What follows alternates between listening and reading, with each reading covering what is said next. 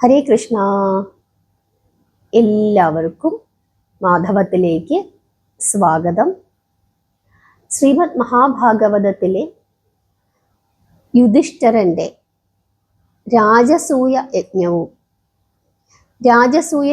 സമാപിച്ചതിനു ശേഷം ശിശുപാലനെയും ദന്തവക്ത്രനെയും ശ്രീകൃഷ്ണൻ വധിക്കുകയും ജയവിജയന്മാർക്ക് മോക്ഷം നൽകുകയും ചെയ്ത ആ മനോഹരമായ മഹത്വമായ ആ ഭാഗം നമ്മൾ പറഞ്ഞു കഴിഞ്ഞു.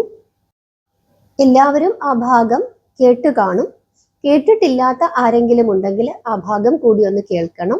ഇതുവരെ മഹാഭാഗവതത്തിൽ നമ്മൾ പറഞ്ഞ എല്ലാ കഥകളും വൈശാഖം 2025 എന്ന ഒരു ഫോൾഡർ ഉണ്ടാക്കുകയും അതിൽ അപ്ലോഡ് ചെയ്യുകയും ചെയ്തിട്ടുണ്ട്. അതിനകത്തേക്ക് എല്ലാം സേവ് ചെയ്ത് വെച്ചിട്ടുണ്ട്. നിങ്ങൾ പ്ലേലിസ്റ്റിൽ നോക്കിക്കഴിഞ്ഞാൽ ഈ കഥകളൊക്കെ നിങ്ങൾക്ക് കേൾക്കാനായിട്ട് സാധിക്കും. അങ്ങനെ രാജസൂയ യജ്ഞമൊക്കെ അങ്ങനെ മംഗളകരമായി സമാപിച്ചു. അങ്ങനെ മംഗളകരമായി സമാപിച്ച ആ വേളയിൽ യുധിഷ്ഠിരന്റെ അടുക്കലേക്ക് ഒരാൾ എത്തിച്ചേരുന്നു. ആരാണത്? വ്യാസൻ. വ്യാസൻ തൻ്റെ ശിഷ്യന്മാരോട് കൂടിയാണ് എത്തിച്ചേർന്നത്. പഞ്ചപാണ്ഡവരെല്ലാവരും ചേർന്ന് അദ്ദേഹത്തെ പൂജിക്കുന്നു. എന്നിട്ട് സ്വർണ സിംഹാസനത്തിൽ ഇരുത്തുന്നു. വ്യാസൻ എല്ലാവരോടും അവരവരുടെ ഇരിപ്പിടങ്ങളിൽ ഇരിക്കാനായിട്ട് പറയുന്നു. എന്നിട്ട് രാജസൂയ യജ്ഞം മംഗളകരമായി സമാപിച്ചിരിക്കുന്നു എന്നും കുരുവംശത്തിന്റെ കീർത്തി യുധിഷ്ഠിരനിലൂടെ വർദ്ധിച്ചിരിക്കുന്നു എന്നും ഇങ്ങനെയൊരു സൽപുത്രൻ കുന്തിക്ക് ജനിച്ചതുകൊണ്ടാണ് ഈ സൗഭാഗ്യങ്ങളെല്ലാം ഉണ്ടായത് എന്ന നിലയിലൊക്കെ പറയുന്നു. അതിനുശേഷം വളരെ നന്നായി തന്നെ ഈ യജ്ഞം നടന്നു, അതുകൊണ്ട് ഞാൻ ഇനി പോകട്ടെ എന്ന് വ്യാസൻ പറയുകയാണ്. ആ സമയത്ത് യുധിഷ്ഠിരൻ എഴുന്നേറ്റു. എന്നിട്ട് തൊഴുതുകൊണ്ട് വ്യാസദേവനോട് ചോദിക്കുകയാണ്, അല്ലയോ ഭഗവാനെ, എനിക്ക് ഒരു കാര്യത്തിൽ സംശയമുണ്ട്. അങ്ങേക്കല്ലാതെ മറ്റാർക്കും ഈ സംശയം മാറ്റിത്തരാൻ സാധിക്കുകയില്ല. രാജസൂയ യജ്ഞം സമാപിച്ച വേളയിലാണ് ചില അനിഷ്ടങ്ങൾ ഉണ്ടായത്. ശിശുപാലന്റെ വധം. അതോടുകൂടി എന്തെങ്കിലും ദോഷങ്ങളൊക്കെ ഉണ്ടായിരുന്നു എങ്കിൽ ആ ദോഷമെല്ലാം മാറിയോ, അവസാനിച്ചോ? നാരദൻ ഇവിടെ വന്ന സമയത്ത് ദേവർഷി പറഞ്ഞിരുന്നു, ധൂമകേതുവിൻ്റെ ഉദയവും ഭൂകമ്പവും എല്ലാം ഉണ്ടായിക്കൊണ്ടിരിക്കുകയാണ് എന്ന്. അതൊക്കെ ദുർനിമിത്തങ്ങളാണോ? ഇനി അതൊക്കെ ആവർത്തിക്കുമോ? ദോഷങ്ങൾ മാറിയോ? എനിക്ക് ഭയമുണ്ട് എന്ന് യുധിഷ്ഠിരൻ വ്യാസനോട് ചോദിക്കുന്നു. യുധിഷ്ഠിരന്റെ സംശയങ്ങൾ കേട്ട് വ്യാസൻ മറുപടി പറയുകയാണ്, ഹേ രാജാവേ, ഇത്തരം കെടുതികളുടെ എല്ലാം ഫലം 13 വർഷം കഴിഞ്ഞിട്ടാണ് ഉണ്ടാകുന്നത്. അത് ക്ഷത്രിയ വംശത്തെ സമൂലം നശിപ്പിക്കുകയും ചെയ്യും. ആ സമയത്ത് നീ തന്നെ ദുര്യോധനന്റെ അപരാധത്തിന് പാത്രമായി തീരുകയും ചെയ്യും. അന്ന് മറുവശത്ത് ഒത്തുകൂടുന്ന ക്ഷത്രിയ രാജാക്കന്മാരെല്ലാം ഭീമന്റെയും അർജുനന്റെയും ശക്തിക്ക് മുമ്പിൽ നശിച്ചു പോവുകയും ചെയ്യും. ഇങ്ങനെയൊരു സൂചന കൊടുക്കുകയാണ്. അതായത് 13 വർഷത്തിന് ശേഷം ചില ആപത്തുകൾ ഉണ്ടാകും, അത് ക്ഷത്രിയ വംശത്തെ തന്നെ നശിപ്പിക്കും എന്ന നിലയിലൊരു സൂചന വ്യാസദേവൻ കൊടുക്കുന്നു. ഇത്രയും പറഞ്ഞ ഭഗവാൻ ശിഷ്യന്മാരോടൊപ്പം കൈലാസത്തിലേക്ക് പോവുകയും ചെയ്തു. ഈ ഭാവി കാല പ്രവചനം ധർമ്മരാജാവായ യുധിഷ്ഠിരനെ വളരെയധികം സങ്കടത്തിലാഴ്ത്തി. ഇടയ്ക്കിടയ്ക്കൊക്കെ അദ്ദേഹം വ്യാസദേവന്റെ വാക്കുകൾ ഓർത്ത് ഇങ്ങനെ വിമ്മിഷ്ടപ്പെടുമായിരുന്നു. ഒരു ദിവസം യുധിഷ്ഠിരൻ തൻ്റെ സഹോദരന്മാരോട് പറയുകയാണ്, അനുജന്മാരെ, നിങ്ങൾക്ക് എല്ലാ സൗഭാഗ്യങ്ങളും ഉണ്ടാകട്ടെ. എന്നാൽ ഞാൻ ഈ അവസരത്തിൽ എടുക്കുന്ന ഈ പ്രതിജ്ഞ നിങ്ങൾ ശ്രദ്ധിച്ചു കേട്ടുകൊള്ളുവിൻ. ഇനി ഞാൻ 13 വർഷം ജീവിച്ചിരുന്നിട്ട് എന്തു ചെയ്യാനാണ്? അതല്ല, ഞാൻ ജീവിച്ചിരിക്കുന്നുണ്ടെങ്കിൽ തന്നെ ഞാൻ ഇന്നു മുതൽ ആരോടും ഒരു അപ്രിയവും ഉരിയാടുകയില്ല. ഉറ്റവരും ഉടയവരും പറയുന്നത് അക്ഷരം പ്രതി അനുസരിച്ചിട്ട് ഒരു ഭൃത്യനെ പോലെ കഴിഞ്ഞുകൂടാം. സ്വന്തം പുത്രന്മാരോടും ശത്രുക്കളോടുമുള്ള എൻ്റെ വ്യവഹാരത്തിൽ അല്പം പോലും വ്യത്യാസം കാണുകയുമില്ല. എല്ലാവരും എനിക്ക് തുല്യരാണ്. പുത്രനായാലും ശത്രുവായാലും എനിക്ക് തുല്യരാണ്. ഒന്നിലും ഭേദഭാവമില്ലെങ്കിൽ പിന്നെ അഭിപ്രായ വ്യത്യാസം ഇല്ലല്ലോ. അങ്ങനെയാണെങ്കിൽ അഭിപ്രായ വ്യത്യാസത്തെ ചൊല്ലിയുള്ള യുദ്ധവും ഉണ്ടാവുകയില്ല.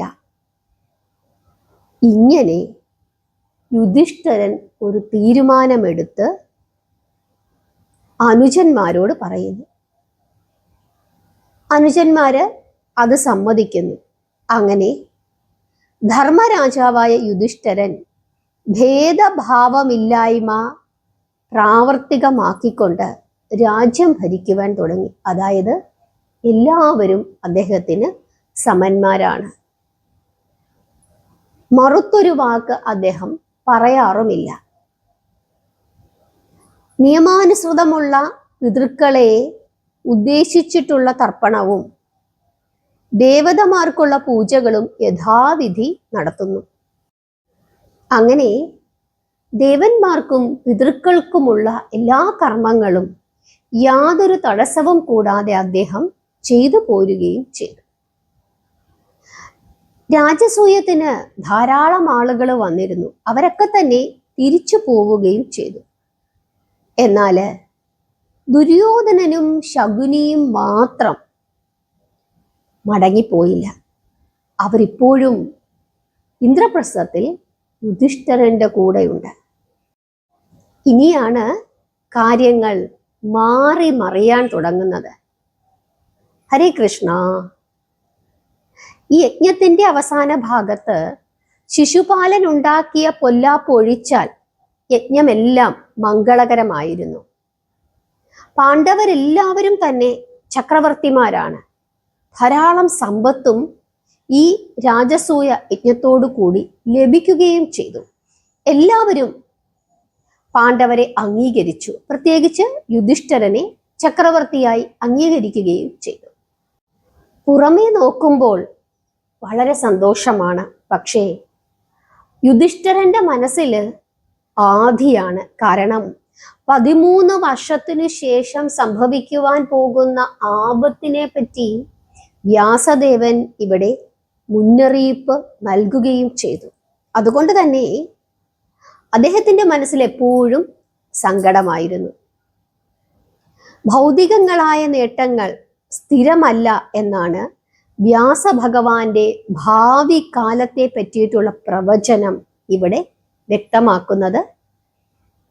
ഭാവി യുദ്ധം ഒഴിവാക്കാൻ നിഷ്കാമമായി ജീവിക്കാമെന്ന് പാവം യുധിഷ്ഠിരൻ വിചാരിക്കുകയും ചെയ്തു. അതുകൊണ്ടാണ് ഇനി ഞാൻ ആരോടും വഴക്കിന് പോകുന്നില്ല, ആരെന്തു പറഞ്ഞാലും അനുസരിക്കും, ശത്രുവും പുത്രനുമെല്ലാം എനിക്ക് ഒരുപോലെയാണ്, അതുകൊണ്ട് ഭാവിയിൽ വരാൻ പോകുന്ന ആപത്ത് എൻ്റെ ഈ തരത്തിലുള്ള സ്വഭാവങ്ങൾ കൊണ്ട് മാറ്റിമറിക്കാം എന്ന് യുധിഷ്ഠിരൻ വിചാരിച്ചത്. എന്നാൽ ഭാവി കാര്യങ്ങൾ തൻ്റെ കൈപ്പിടിയിൽ ഒതുങ്ങുന്നതല്ല എന്നാണ് വ്യാസൻ ഉദ്ദേശിച്ചത്.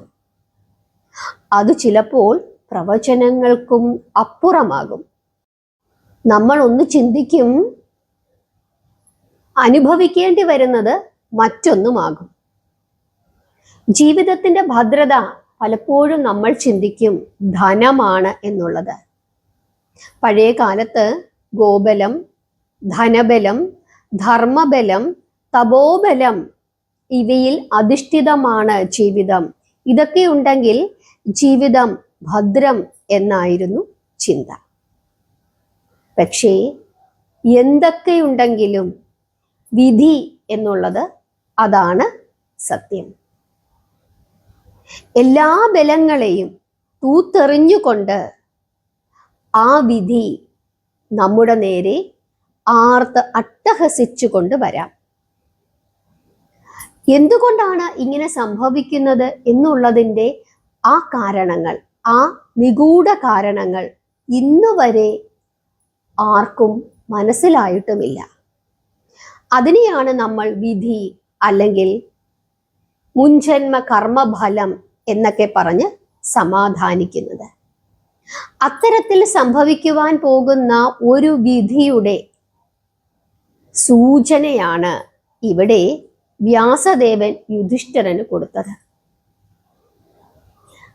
ചില കാര്യങ്ങൾ സംഭവിക്കുവാൻ ചില കാര്യങ്ങൾ സംഭവിക്കണം.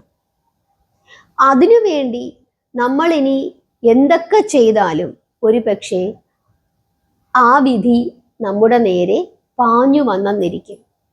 ഇവിടെ ആരെന്തു പറഞ്ഞാലും ഞാൻ ഇനി അതനുസരിക്കും എന്ന് യുധിഷ്ഠിരൻ തീരുമാനിച്ചിടത്താണ് ഈ നാശം മുഴുവൻ ഉണ്ടാകുന്നത്.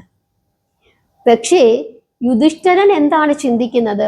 നാശം ഉണ്ടാകാതിരിക്കാൻ വേണ്ടിയിട്ടാണ് ഞാൻ ഇങ്ങനെ ഒരു തീരുമാനം എടുക്കുന്നത് എന്നു ചിന്തിച്ച് യുധിഷ്ഠിരൻ എടുത്ത ആ തീരുമാനമാണ് പിന്നീട് നാശത്തിലേക്ക് വഴിവെച്ചതും.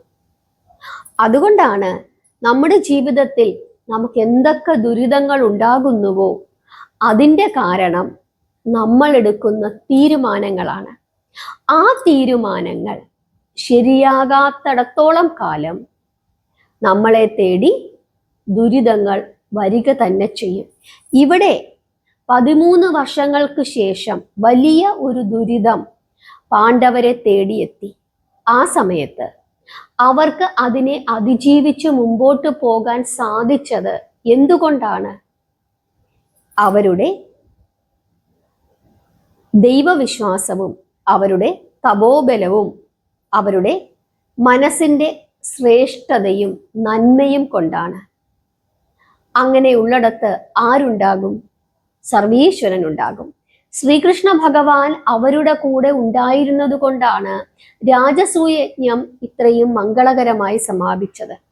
13 വർഷത്തിനു ശേഷം അവർക്ക് ദുരിതമുണ്ടായപ്പോഴും അവരുടെ ഭക്തി കാരണം, അവർക്ക് ഭഗവാനോടുള്ള സ്നേഹം കാരണം ഭഗവാൻ അവരുടെ കൂടെ നിന്നു. അവരുടെ കൂടെ ആപത്തു കാലത്തിലും ഭഗവാൻ ഉണ്ടായിരുന്നത് കൊണ്ടാണ് എല്ലാ പ്രതിസന്ധികളെയും തരണം ചെയ്ത് അവർക്ക് മുമ്പോട്ട് പോകാൻ സാധിച്ചത്. ഇത് ജീവിതമാണ്. നമ്മുടെ ഓരോരുത്തരുടെയും ജീവിതം ഇങ്ങനെയാണ്. വിധി അതിനെ നമുക്ക് തടുക്കുവാൻ സാധിക്കുകയില്ല, അത് വരിക തന്നെ ചെയ്യും. പക്ഷേ ഒരാപത്തുണ്ടാകുന്ന സമയത്ത് അതിനെ തരണം ചെയ്ത് മുമ്പോട്ട് പോകണമെങ്കിൽ നമ്മുടെ കൂടെ ആരുണ്ടാകണം? പരമാത്മാവായ ശ്രീകൃഷ്ണ ഭഗവാൻ ഉണ്ടാകണം, സർവേശ്വരൻ ഉണ്ടാകണം. ആ സർവേശ്വരൻ എങ്ങനെ നമ്മുടെ കൂടെ ഉണ്ടാകും? നമ്മുടെ പ്രവർത്തികൾ അത് നല്ലതായിരിക്കണം. നല്ലതായ പ്രവർത്തികൾ ചെയ്ത് നാമം ജപിച്ച് ഈശ്വരനെ സ്നേഹിച്ച് സഹജീവികളെ സ്നേഹിച്ച് നന്മയുള്ളവരായി കഴിഞ്ഞുകൂടുകയാണെങ്കിൽ ഏത് ആപത്ത് ഘട്ടത്തിലും സർവേശ്വരൻ നമ്മുടെ കൂടെ ഉണ്ടാവുകയും ആ ആപത്തിൽ നിന്ന് നമ്മളെ രക്ഷിക്കുകയും കൈപിടിച്ചു നടത്തുകയും എല്ലാത്തിനെയും അതിജീവിക്കുവാനുള്ള മാനസികമായ ബലം നമുക്ക് നൽകുകയും ചെയ്യും. അതുകൊണ്ട് നിരന്തരം നാമം ജപിച്ചുകൊണ്ടിരിക്കുക, ഭഗവാനെ സ്നേഹിക്കുക, സഹജീവികളെ സ്നേഹിക്കുക, അന്യരെ ദ്രോഹിക്കാതിരിക്കുക, പരമാവധി നന്മ ചെയ്ത് പുണ്യങ്ങൾ സമ്പാദിച്ച് മുമ്പോട്ട് പോകാനായിട്ട് ശ്രമിക്കുക. അങ്ങനെ ചെയ്തു കഴിഞ്ഞാൽ നല്ല കാലത്തും കെട്ടകാലത്തും ഭഗവാൻ നമ്മുടെ കൂടെ എപ്പോഴും ഉണ്ടാകും. വിധിയെ നമുക്ക് തടുക്കുവാൻ സാധിക്കുകയില്ല, അത് വരിക തന്നെ ചെയ്യും. പ്രാർത്ഥിക്കുക, നാമം ജപിക്കുക. ഭഗവാന്റെ അനുഗ്രഹം എല്ലാവർക്കും ഉണ്ടാകട്ടെ. ഹരേ കൃഷ്ണ.